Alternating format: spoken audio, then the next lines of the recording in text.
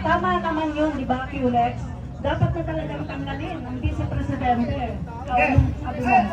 Alam nyo, wala naman, sabi ko nga, admin mga kababayan, hindi naman to matter of politics matter of right and wrong. Ano yung tama sa mali?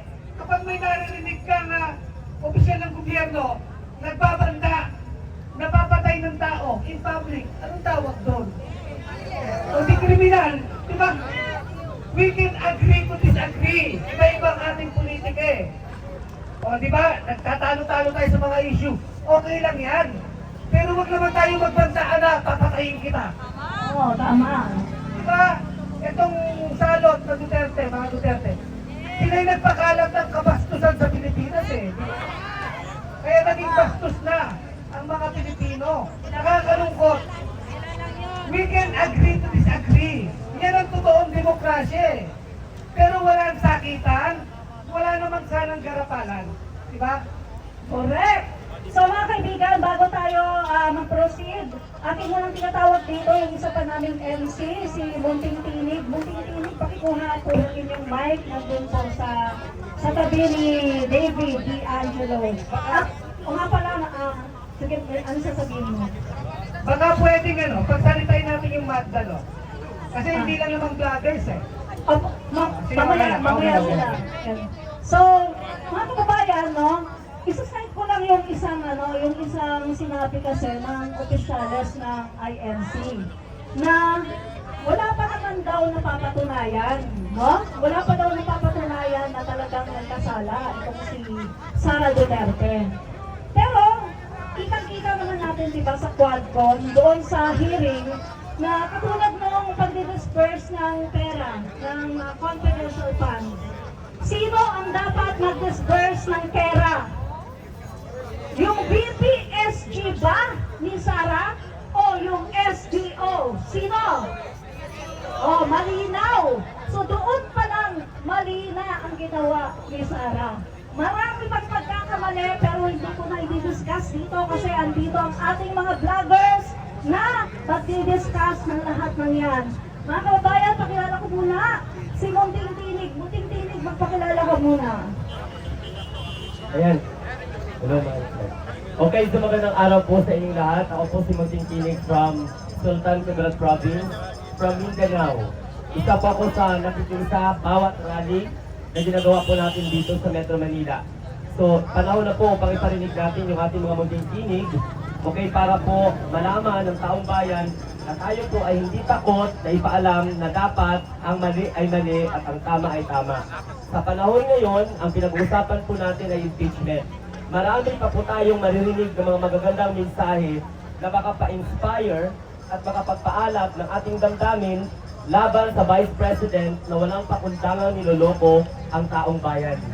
Walang pakundangang tinatraidor ang Pilipinas dahil meron tayong Vice President na pro-China at naglustay ng pera ng taong bayan na nabobo para sagutin kung paano minaldas at ginastos ang pondong ipinagkatiwala ng sambayanang Pilipino. So huwag tayong matakot. So abangan po natin, Admin Rich and Colex, yung mga magagandang mga mensahe na makapulutan natin ng aral na huwag po tayong matakot despite of intimidation. So laban po tayo para ipahayag sa taong bayan, sa mga politiko na panahon na para pag-usapan ng impeachment dahil ito po ang nararapat. Ito po ang nararapat tindigan ng sambayanang Pilipino. Okay, ano man ang estado natin sa buhay. Mabuhay ang mga vloggers, ang organizers ng impeachment rally dahil tumindig tayo sa tama naman.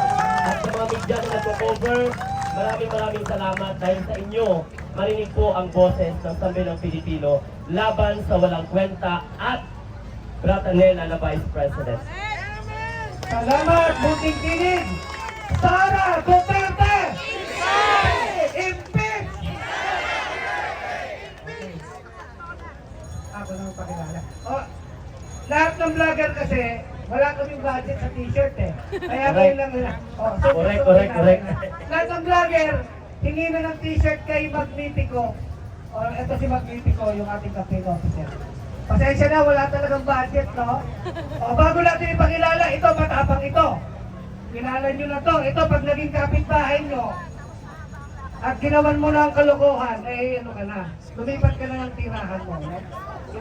Matindi to, no? Pinapapakilala po natin. Sabi nga niya, wala siyang kulay eh. Para sa bayan. Aling Marie Tinglasan! Palakpakan po natin.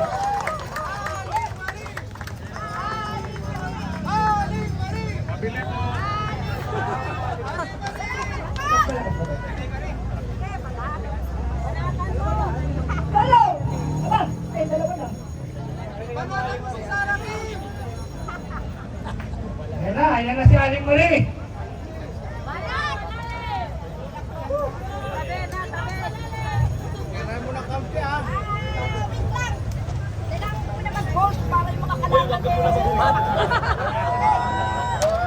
Ayan na. Handa na ba kayo? Wala bang kaklasan? Wala bang kaklasan? Para sa bayan! Hindi na po ako magpapatumpik-tumpik! Ipasyan pa rin naman ang tinitingnan kundi ang bansang Pilipinas at ang mahal kong mga kababayan! Ang lakad ko ito ay para sa inyong lahat! Sa pagkakataong ito, gusto kong ilahat ang lahat ng dahilan kung bakit pinapanakan ko ang mga Duterte mula 2016 hanggang ngayon. Nawala na ang Duterteng maganda na umupo ng 2016 hanggang 2022. Pero bakit nagkaroon na naman ng isang Duterte ngayong 2022 at balak pang tumagal? Gusto niyo pa ba magtagal si Sara Duterte? Hindi! Ano ang dapat gawin kay Sara Duterte ngayon? Hindi! Bakit nililigpit si Sara Duterte?